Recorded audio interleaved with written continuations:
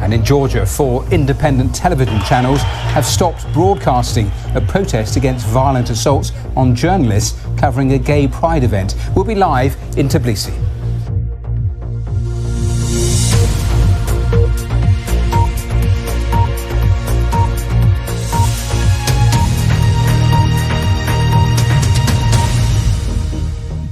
Let's turn to Georgia now, where 4 independent television channels have suspended broadcasting for 24 hours in protest at assaults on journalists covering a gay pride event.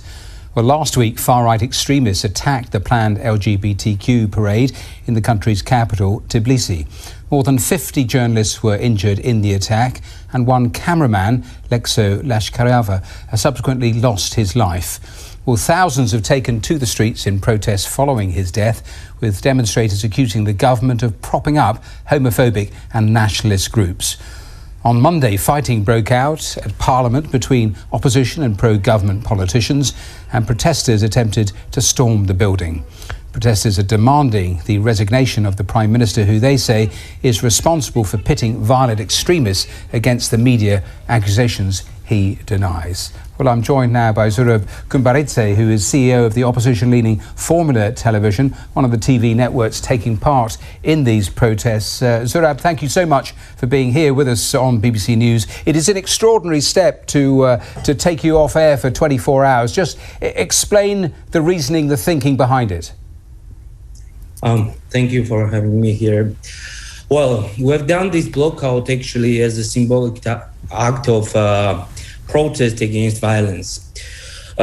We wanted to send a clear message to our strategic partners in the United States and in Europe that the government is changing its pro-Western orientation and affiliation and shifting to illiberalism, actually.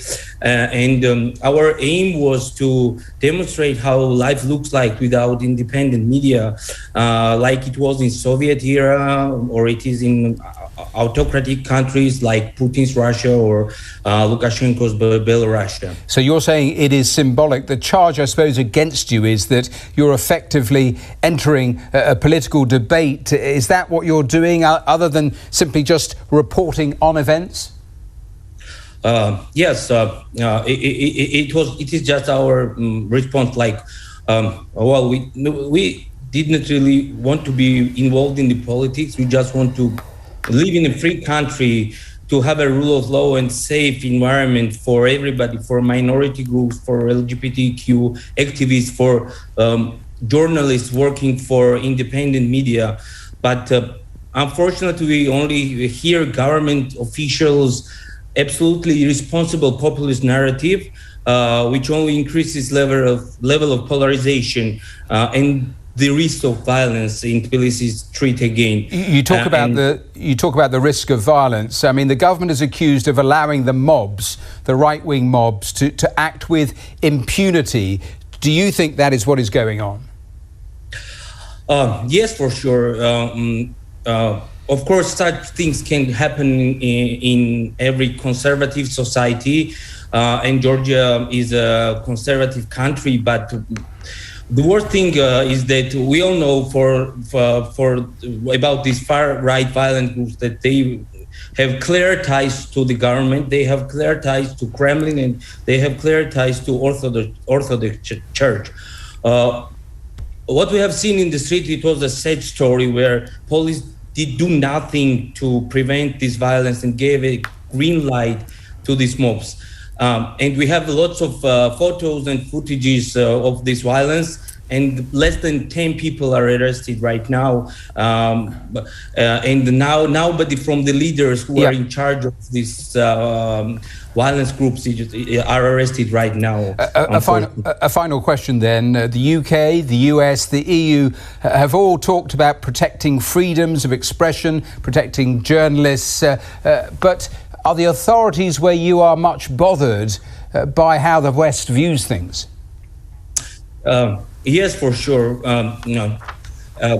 80% of Georgia and more than 80% of Georgian population want to be a part of EU and a part of NATO. So government really do care how Western world is taking the events which is happening in Georgia. And I think that they have to increase the pressure on the Georgian government and even start to impose the personal sanctions against some government authorities.